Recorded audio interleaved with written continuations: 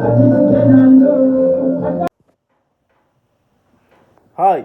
we are back again with yet another video.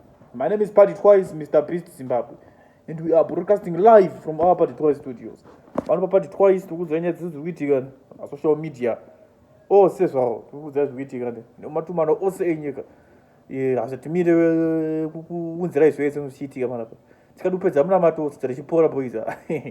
I'm Comachatu boys, Ozoka, Gunesa boom, Atuka boom, Comachatu. Important now, boys. After my presentation, rip of video rajo on Tokurat Zai. Scamsaka subscribe, more like it. Moshe, I'm Comachati, often Zara forces in media, but I'm to get with you. Gunesa boomer.